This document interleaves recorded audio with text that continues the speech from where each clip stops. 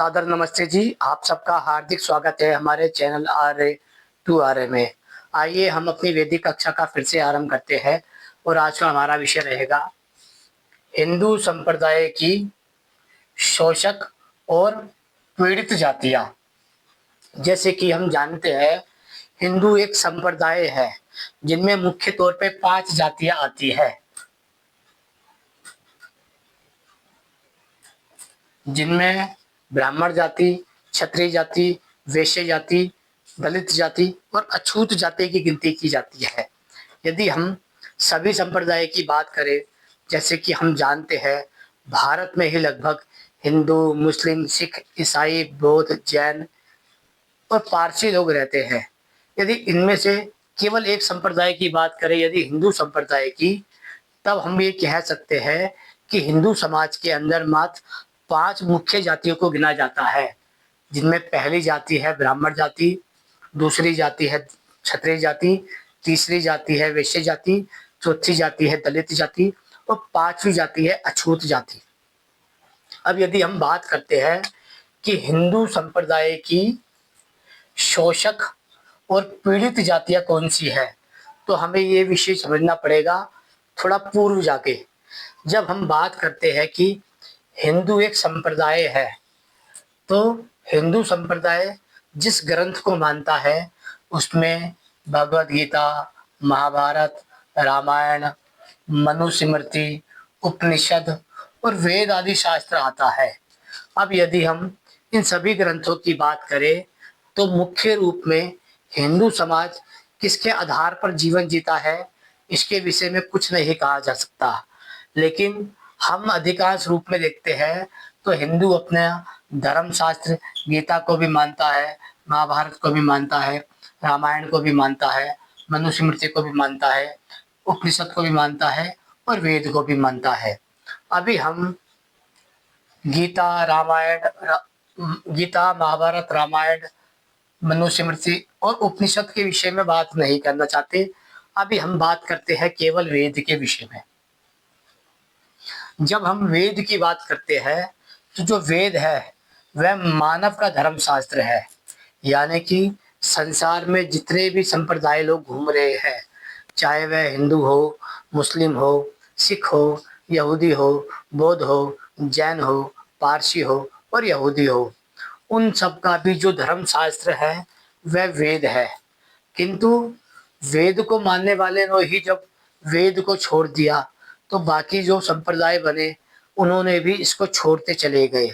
इसलिए जब हम कहते हैं कि वेद जो है वह मानव धर्म शास्त्र है, किंतु आज का जो वर्तमान का समाज है वह सांप्रदायिक है, जो अनेक अनेक संप्रदायों में बटा हुआ है। उन्हीं में से एक संप्रदाय है हिंदू संप्रदाय। हिंदू संप्रदाय में मुख्य रूप से 5 जातियां मानी जाती है, जिसमें ब्राह्मण जाति, क्षत्रिय जाति, वैश्य जाति, दलित जाति और अछूत जाति आती है। और यदि हम मानव धर्म शास्त्र यानी कि वेद की बात करते हैं तो मानव धर्म शास्त्र वेद में मनुष्य के लिए उसने एक व्यवस्था दी है, जिसे कहते हैं हम मानव समाज की वर्ण व्यवस्था, जिसमें बताया गया है कि मानव समाज की वर्ण व्यवस्था का क्या स्वरूप है। जब हम वर्ण व्यवस्था शब्द सुनते हैं तो बहुत से लोगों के मन में आता है कि वर्ण किसे कहते हैं। वर्ण का अर्थ होता है व्यवसाय, यानी कि जिस जिस व्यक्ति की जो जो योग्यता होती है उसके आधार पर वह अपना जीवन यापन करता है। उसी प्रकार यदि जो वेद का आचार्य बनता है उसे ब्राह्मण वर्ण का कहा जाता है, जो रक्षक बनता है उसे क्षत्रिय वर्ण का कहा जाता है, जो उत्पादक बनता है उसे वैश्य वर्ण का कहा जाता है और जो सेवक बनता है उसे शूद्र वर्ण का कहा जाता है। यानी कि जो वेद में मानव धर्म शास्त्र है उसने मनुष्य मात्र के लिए एक व्यवस्था दी है, जिसे कहा जाता है वर्ण व्यवस्था। वर्ण व्यवस्था का आधार है मनुष्य जैसा जैसा कर्म करता है वैसा वैसा वह वो वर्ण प्राप्त करता जाता है। इसलिए मानव समाज की व्यवस्था को वर्ण व्यवस्था कहा जाता है, जिनमें मुख्य रूप से ब्राह्मण वर्ण आता है, क्षत्रिय वर्ण आता है, वैश्य वर्ण आता है और शूद्र वर्ण आता है। ब्राह्मण वर्ण का कार्य है समाज में विद्या का प्रचार करना, विद्या का उपदेश करना और विद्या को बढ़ाना। क्षत्रिय वर्ण का अर्थ है समाज की रक्षा करना, समाज को सुरक्षा करना और समाज के लिए बलिदान आदि देना। तीसरा है वैश्य। वैश्य समाज का कार्य है समाज के लिए उत्पादक करना, यानी कि कृषि का उत्पादन करना या उससे संबंधित अन्न धन भोजन की उसको उत्पादन करना। फिर आता है चौथा वर्ण जिसे कहते हैं हम शूद्र वर्ण। शूद्र वर्ण का कार्य है कि वह इन तीनों की साथ लग के कार्य करेगा और साथ में वह शिल्प आदि की भी कार्य करने जानता है। इसका अर्थ है जो मानव धर्म शास्त्र है जिसे वेद कहा गया है। पहली बात तो ये समझ लीजिए आप कि जो वेद है वह संसार के प्रत्येक मनुष्य का धर्म ग्रंथ है, चाहे कोई मनुष्य उसे अपना धर्म शास्त्र माने या ना माने, उस पर सभी का अधिकार है, सभी का कर्तव्य है और सभी को पालन करने योग्य है। लेकिन जब हम वेद में जो वर्ण व्यवस्था बताई गई है जिसे मानव कर्म पर आधारित है, जब हम उसे नष्ट कर देते हैं तब क्या होता है उसको समझने का प्रयास करते हैं। वैसे तो जो ये व्यवस्था दी गई है वेद में अब तक, यह मानव समाज के लिए दी गई है। यदि संसार में किसी भी स्थान पर कोई भी मनुष्य हो, चाहे वह भारत का हो, पाकिस्तान का हो, बांग्लादेश का हो, अमेरिका का हो, इंग्लैंड का हो या अन्य कहीं भी देश का हो, किसी भी संप्रदाय का हो, किसी भी जाति का हो, किसी भी परंपरा का हो, उनके अंदर ये चारों वर्ण जो है जिसे ब्राह्मण वर्ण कहा जाता है, क्षत्रिय वर्ण कहा जाता है, वैश्य वर्ण कहा जाता है और शूद्र वर्ण कहा जाता है, ये चारों वर्ण ही प्राप्त होते हैं क्योंकि ये चारों के चारों वर्ण कर्म पर आधारित है। इसलिए हम कह सकते हैं कि आज भी लगभग संसार में वर्ण व्यवस्था जीवित है, लेकिन हम ये नहीं कह सकते हैं कि वह व्यवस्था वेद के आधार पर जीवित है जिसे हम वैदिक वर्ण व्यवस्था कहते हैं, क्योंकि वैदिक वर्ण व्यवस्था संसार से विलुप्त हो चुकी है। उसका कारण क्या है? क्योंकि जब जब महाभारत का काल हुआ तो महाभारत के बाद में जो लोग वेदों के मानने वाले थे या यूं कहे जो लोग वेदों के बारे में कुछ नहीं जानते थे, तो उन्होंने क्या किया, उन्होंने वेद पर अपना जातीय कब्जा कर लिया, यानी कि वेद पर जातीय कब्जा कर लिया। जो वेद महाभारत काल तक संसार के सभी मनुष्यों का धर्म ग्रंथ था, वह केवल अंत तक आते आते केवल और केवल हिंदू जाति का, हिंदू संप्रदाय का धर्म ग्रंथ हो गया। जब वह हिंदू संप्रदाय का धर्म ग्रंथ हो गया तो उन्होंने मुख्य रूप में जो वर्ण व्यवस्था थी जिसे ईश्वर ने दिया था उन्होंने उसे नष्ट कर दिया। उन्होंने ब्राह्मण वर्ण को ब्राह्मण जाति में बताया, क्षत्रिय वर्ण को क्षत्रिय जाति में बताया, वैश्य वर्ण को वैश्य जाति में बताया। यानी कि सबसे पहला जो अपराध किया है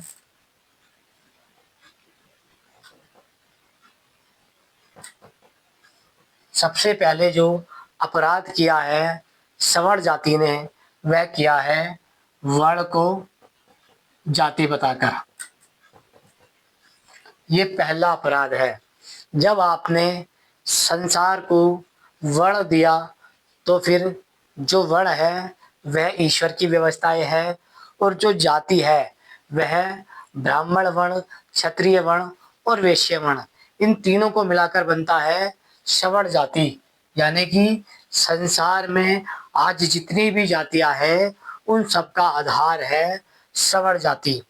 यदि आप मुझसे पूछते हैं कि भारत में जातिवाद कितना पुराना है, तो मैं आपसे यही कहूँगा, भारत में जितनी पुरानी ब्राह्मण जाति है, जितनी पुरानी क्षत्रिय जाति है और जितनी पुरानी वैश्य जातियाँ हैं, इतना ही पुराना भारत में जातिवाद है।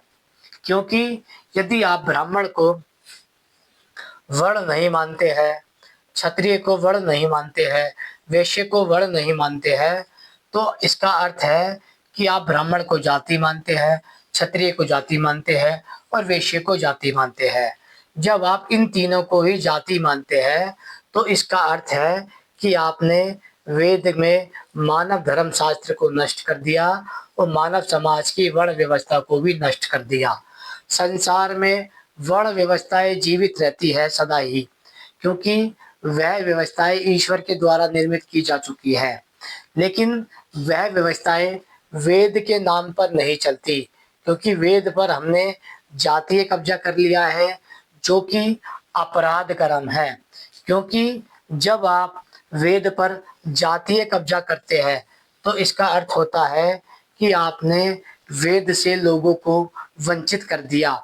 आज संसार का सभी संप्रदाय, चाहे वह बौद्ध हो, जैन हो, सिख हो, यहूदी हो, पारसी हो, ईसाई हो, मुसलमान हो या अनेक ही संप्रदाय हो संसार में, यदि वह वेद को अपना धर्म शास्त्र नहीं मानते हैं, तो उसका कारण है सवर्ण जाति।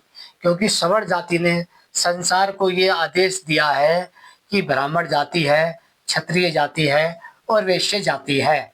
इसका अर्थ है कि संसार से वैदिक वर्ण व्यवस्था समाप्त करने में इन जातियों का मुख्य हाथ है।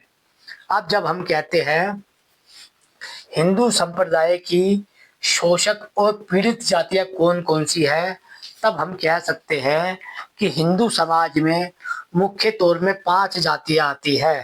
पहली है ब्राह्मण जाति, दूसरी है क्षत्रिय जाति, तीसरी है वैश्य जाति, चौथी है दलित जाति और पांचवी है अछूत जाति।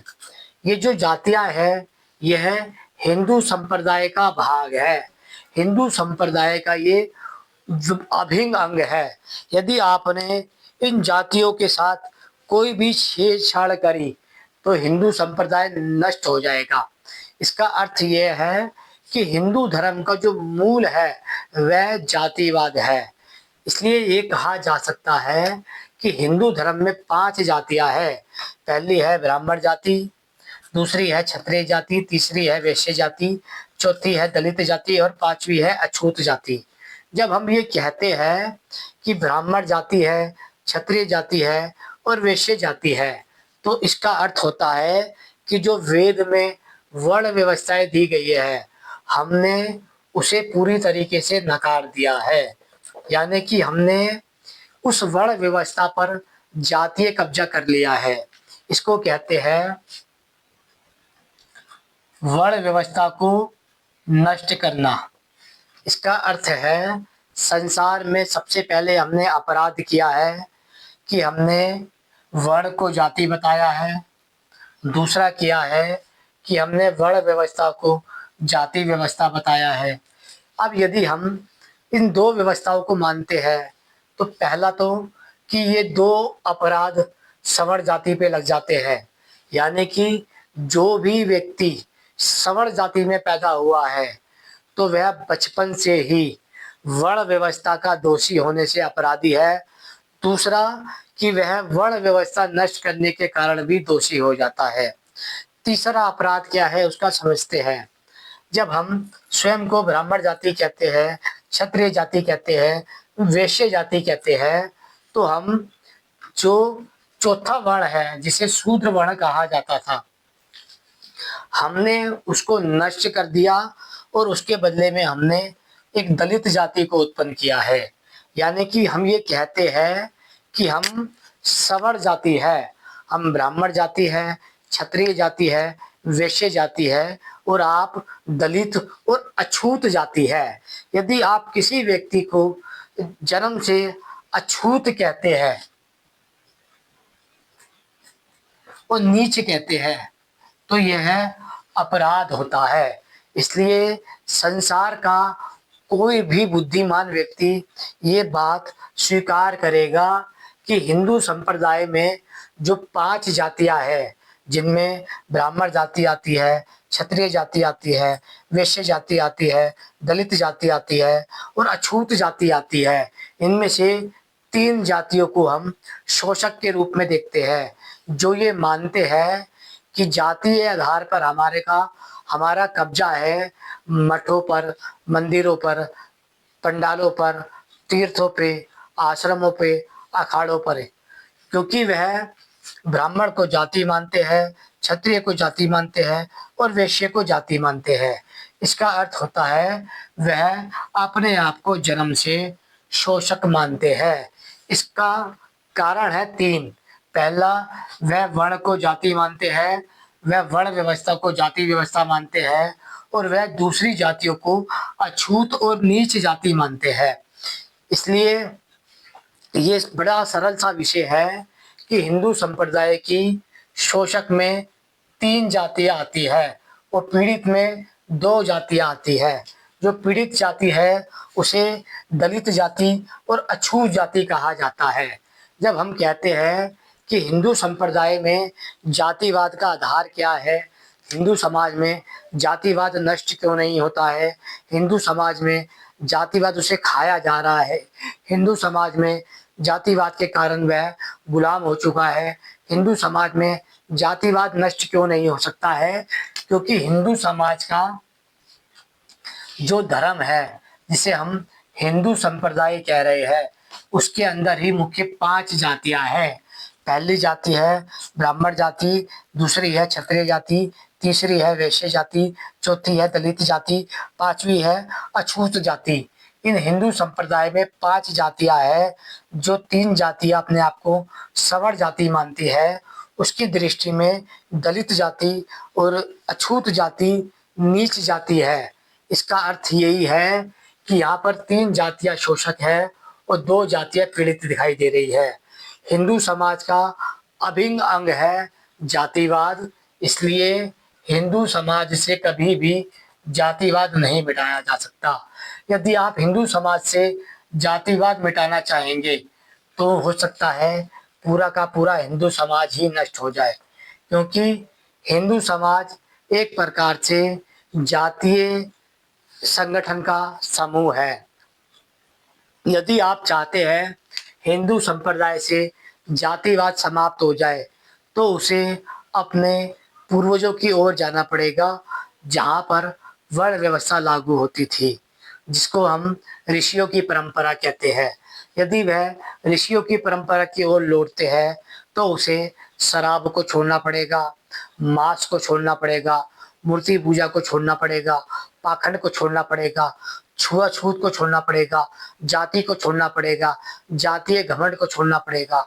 यानी कि उन्हें बहुत सारी चीज़ों को छोड़ना पड़ेगा और हिंदू समाज उन सब चीज़ों को आज इसलिए नहीं छोड़ सकता है क्योंकि जातिवाद उसका धर्म सिखाता है, वेश्यावृत्ति उसका धर्म सिखाता है, मांसाहार उसका धर्म सिखाता है, नशाखोरी उसका धर्म सिखाता है, जातीय भेदभाव उसका धर्म सिखाता है, जातीय उत्पीड़न उसका धर्म सिखाता है।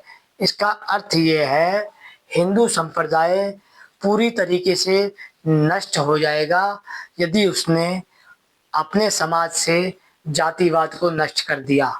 यदि वह जातिवाद नष्ट करता है और पाखंडवाद को नष्ट करता है तो हिंदू संप्रदाय अपनी जातीय पहचान छोड़ने के कारण पूरी तरीके से नष्ट हो जाएगा। यदि वह ऐसा करता है तो उसे वेद के अनुसार, यानी कि इस वेद के अनुसार एक उत्तम समाज मिलेगा, जिन्हें कहा जाता है श्रेष्ठ गुणों को धारण करने वाला आर्य समाज, जो सत्य को सत्य, न्याय को न्याय, परोपकार को परोपकार, सज्जनता को सज्जनता और दुष्टता को दुष्टता कहता है। लेकिन हम ये विषय इसलिए आपको बता रहे हैं कि हिंदू संप्रदाय मुख्य तौर पर 5 जातियों में बटा हुआ है, जिसमें पहली जाति है ब्राह्मण जाति, दूसरी जाति है क्षत्रिय जाति, तीसरी जाति है वैश्य जाति, चौथी जाति है दलित जाति और 5वीं जाति है अछूत जाति। इनमें से 3 जाति जो अपने आप को सवर जाति कहती है। वेद के अनुसार ये सवर जाति शोषक हो जाती है, क्योंकि पहला कारण है कि इसने वर्ण व्यवस्था को नष्ट किया है, दूसरा है इसने वर्ण को जाति सिद्ध किया है, तीसरा है कि इसने दूसरे लोगों को अछूत और नीच बोला है। इसलिए इस प्रकार से 3 जातियाँ शोषक है और 2 जातियाँ पीड़ित है। अब यदि बात करी जाए डॉक्टर अंबेडकर की, डॉक्टर अंबेडकर ने जो भारतीय संविधान लिखा है उसमें 140 करोड़ जो लोग हैं इस समय वर्तमान के, हम यदि अंबेडकर के संविधान लिखते समय 50 करोड़ लोगों की संख्या मानी जाए और वर्तमान में 140 करोड़ लोगों की संख्या मानी जाए तो अंबेडकर ने समाज को 2 भागों में बांटा है। पहला भाग है अगड़ा वर्ग, दूसरा है पिछड़ा वर्ग। इस दोनों बातों को समझ लीजिए। अंबेडकर ने सवर्ण जाति के ऊपर जो उपकार किया है वह ये उपकार किया है कि उसे सवर्ण जाति से निकालकर उसने अगड़ी जाति में घुसेड़ दिया है, जिसे वह कहते हैं कि वह सामान्य वर्ग है। यदि हम अपने साथ सवर्ण जाति का उपयोग करते हैं तो हम जन्म से अपराधित घोषित हो जाते हैं, और यदि हम डॉक्टर अंबेडकर के अनुसार अपने आप को सामान्य वर्ग कहते हैं तो हमें हो सकता है कि लोग आपराधिक ना समझें।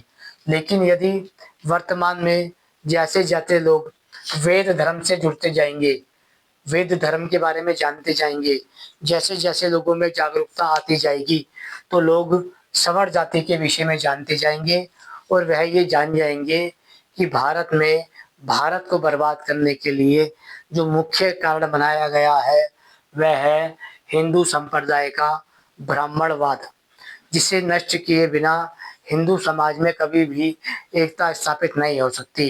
क्योंकि ब्राह्मणवाद के अनुसार 3 जातियों को ऊंचा दर्जा दिया गया है और 2 जातियों को नीचा दर्जा दिया गया है। जो ऊंची जाति है वह जन्म से ही शोषक हो जाती है और जो 2 जातियां है वह जन्म से ही अछूत और पीड़ित हो जाती है। इसलिए यदि आप चाहते हैं कि भारत में समानता स्थापित हो तो आपको डॉक्टर अंबेडकर द्वारा बताए गए भारतीय संविधान के अनुसार अगड़ा और पिछड़े के अनुसार चल लेना चाहिए।